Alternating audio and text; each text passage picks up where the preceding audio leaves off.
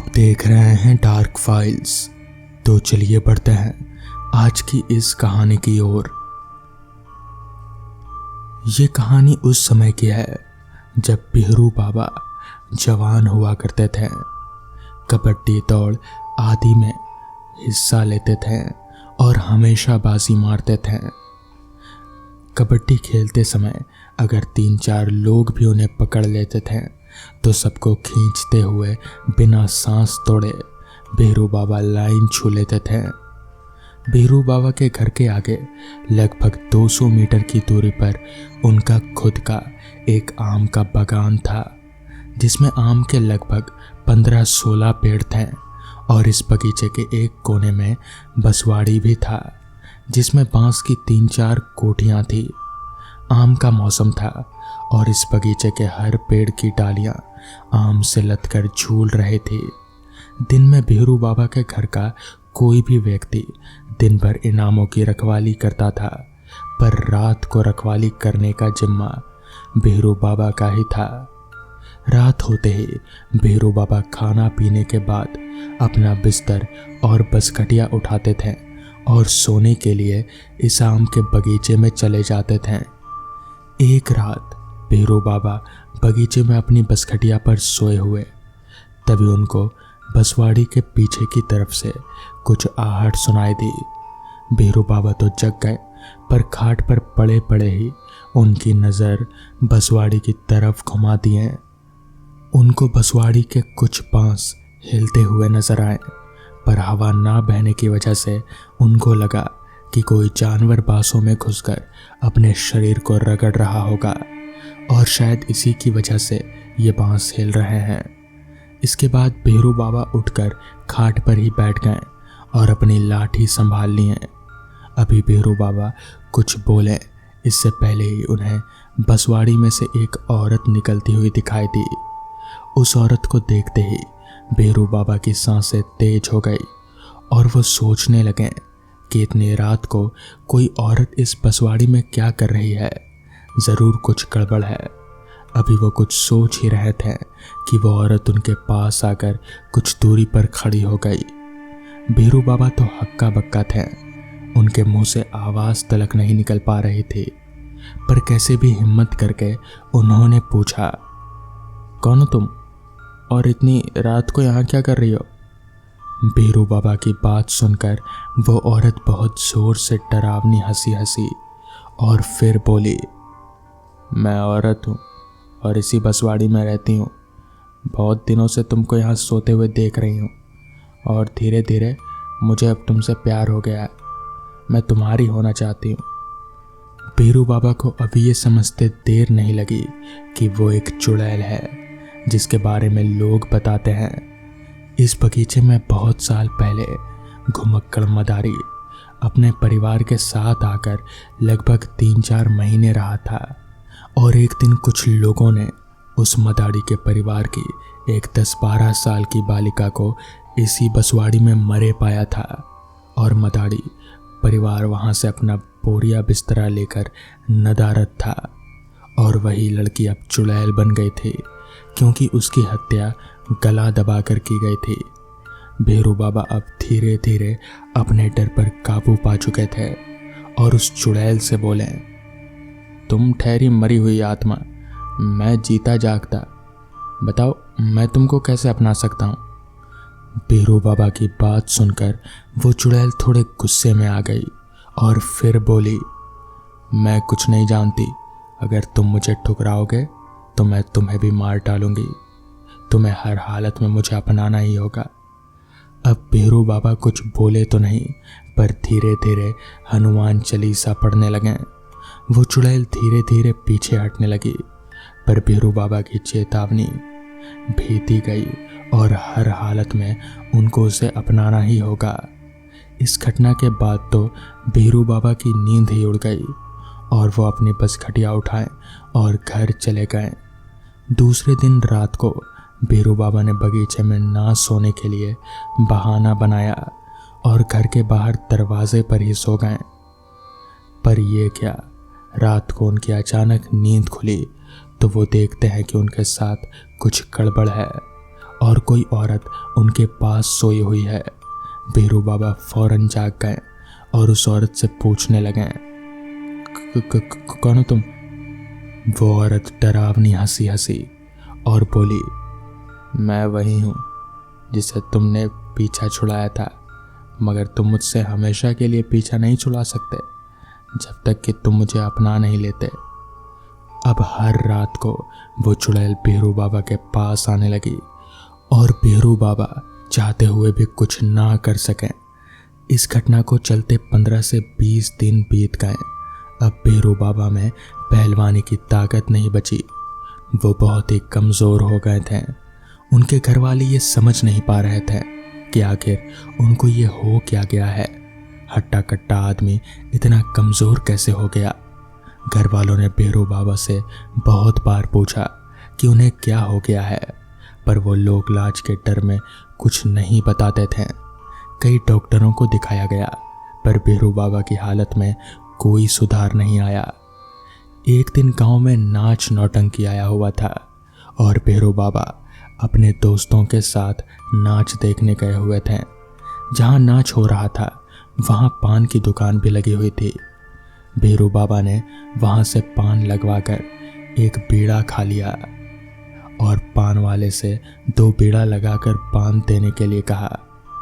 पान वाले ने 2 बीड़ा पान कागज में लपेटकर बीरू बाबा को दे दिया।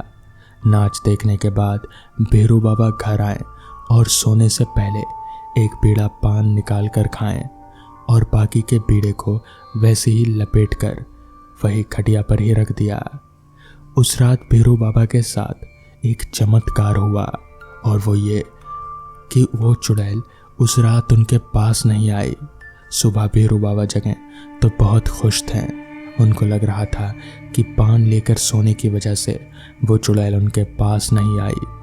उन्होंने अपने पास रखे दूसरे बीड़ा पान को खाया नहीं और दूसरी रात भी उसको पॉकेट में रखकर ही सोए।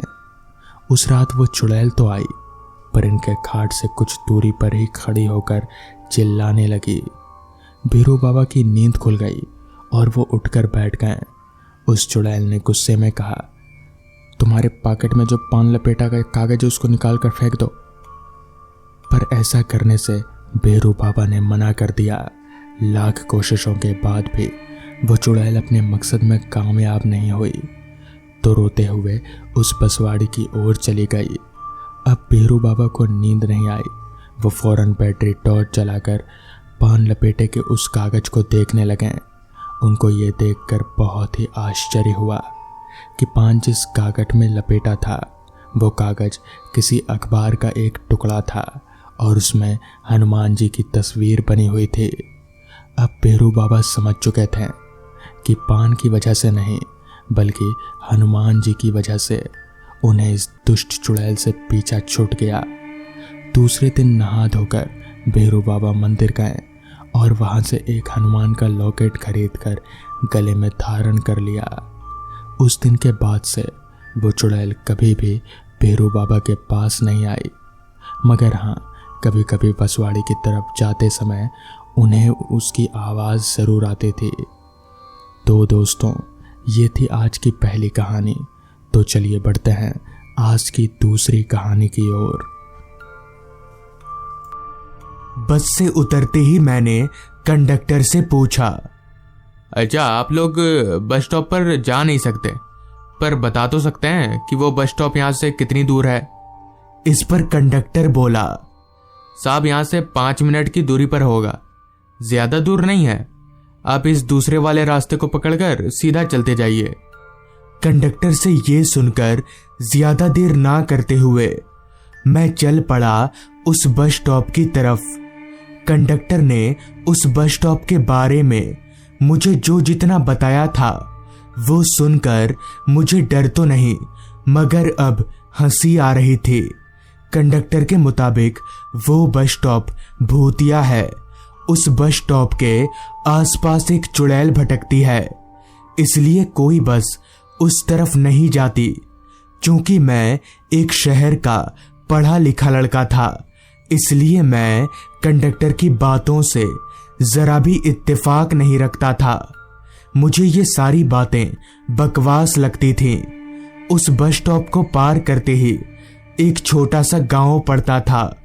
गांव का नाम धामन गांव, और मुझे उसी गांव में कुछ जरूरी काम था, तो मुझे उस बस स्टॉप को पार करके ही आगे जाना पड़ेगा।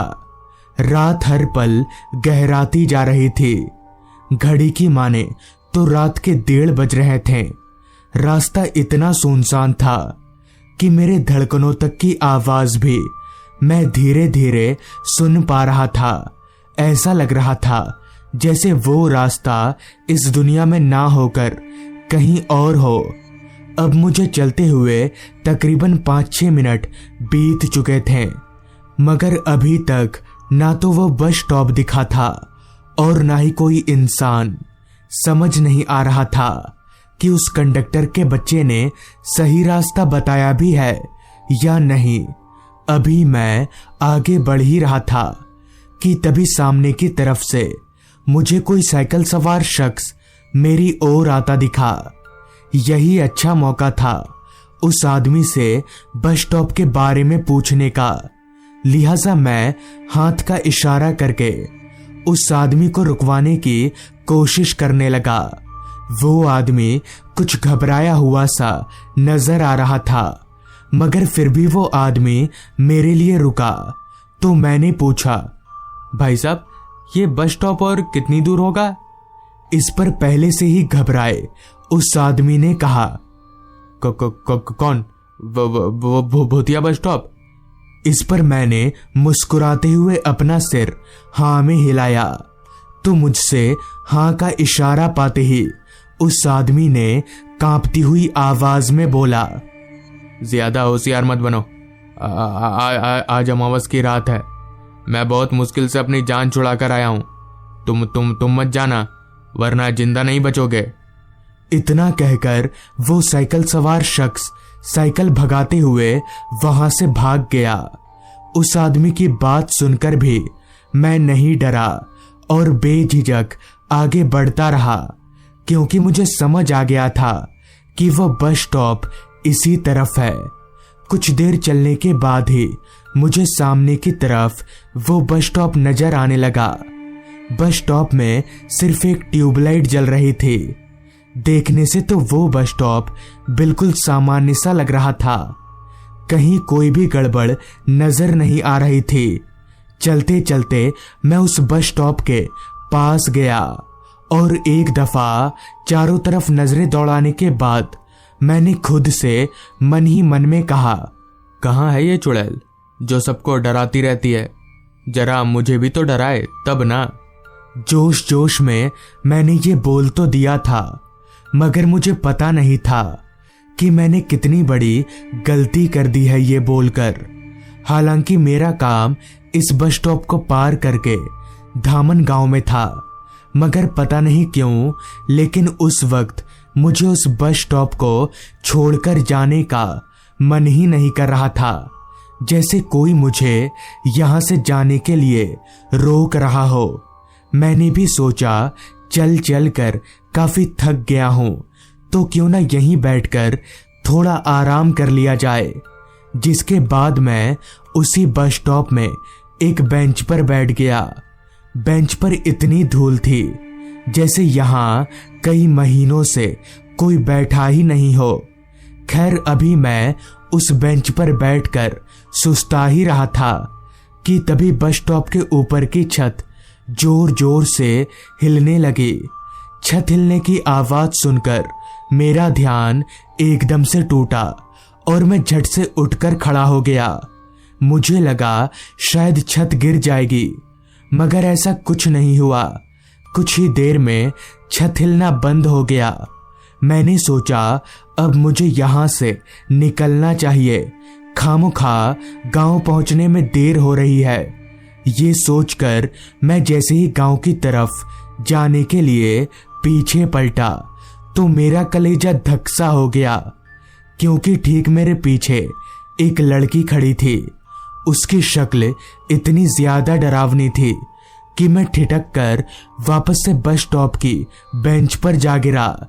उस लड़की का चेहरा पूरा कुचला हुआ था और उसकी दोनों आंखें बाहर निकली हुई थी। मैं समझ गया कि वो कंडक्टर और साइकिल वाला आदमी गलत नहीं बोल रहा था। वो लगातार मुझे एकटक देखे जा रही थी। अभी मैं अपने बचने की उम्मीद छोड़ ही चुका था कि तभी मुझे मेरी बाईं ओर से एक बस आती दिखी। मैं जानता था कि बचने के लिए मुझे किसी भी हालत में उस बस को पकड़ना ही होगा। लिहाजा मैं उस लड़की के बगल से निकलकर रोड की ओर भागा। और सबसे अजीब बात कि उस लड़की ने भी मुझे रोकने की कोशिश एकदम नहीं की। बस ठीक मेरे पास आकर रुकी और मैं लपक कर उस बस में चढ़ गया। मेरे चढ़ते ही बस आगे की तरफ जाने लगी। मेरी जान में जान आई, मगर तभी मुझे याद आया कि उस कंडक्टर ने तो कहा था कि इस तरफ कोई बस नहीं आती, तो फिर ये बस कहां से आ गई। मैंने अपनी सीट पर से उठकर बस में चारों तरफ नजरें दौड़ाई, मगर उस बस में मेरे अलावा और कोई भी नहीं था। मुझे लगा शायद कोई बस चलती होगी जिसके बारे में उस कंडक्टर को नहीं पता होगा, जिस वजह से मैं वापस अपनी सीट पर बैठ गया। उस वक्त मैं इतना घबराया हुआ था कि मुझे धामनगांव उतरना है, ये मेरे जहन से एकदम उतर ही गया था। मैं बस चुपचाप अपनी सीट पर दुबक कर बैठा हुआ था। मेरी आंखों के सामने बार बार उस लड़की का ही डरावना चेहरा आ जा रहा था। इसी दौरान मैंने एक नजर घड़ी की तरफ देखा तो रात के 2:15 बज रहे थे। मुझे अभी फिलहाल के लिए इस बस से उतरना ठीक नहीं लग रहा था। अगर नीचे उतरते ही वो लड़की फिर से मेरे पीछे पड़ गई तो मैं क्या करूंगा। यही सोचकर मैं अभी सीट पर बैठे बैठे कांप ही रहा था कि तभी मेरे कानों में मुझे किसी के रोने की आवाज आने लगी। उस आवाज को सुनकर मेरा कांपता शरीर और जोर जोर से कांपने लगा। मुझ में इतनी भी हिम्मत नहीं थी कि मैं पीछे पलटकर देख सकूं कि ये आवाज है किसकी, मगर ऐसे चुपचाप बैठ भी नहीं सकता था। लिहाजा मैं बहुत हिम्मत जुटाकर पीछे पलटा, लेकिन पीछे कोई नहीं था। पर अगर पीछे कोई नहीं है तो ये आवाज कहां से आ रही है, ये सोचकर मैं अपनी सीट पर से उठा और बस के दोनों तरफ की सीटों पर नजर फेरते हुए पीछे की ओर बढ़ने लगा। मैं जैसे जैसे पीछे की तरफ जा रहा था वो आवाज और भी तेज हो रही थी। अब मैं बस की आखिरी सीट के एकदम पास आ गया था। मैंने जब उस आखिरी सीट पर देखने के लिए नजर घुमाई तो साथ ही साथ मेरा दिमाग भी घूम गया, क्योंकि उस सीट पर वही लड़की बैठी हुई थी जो मुझे उस बस स्टॉप पर दिखी थी।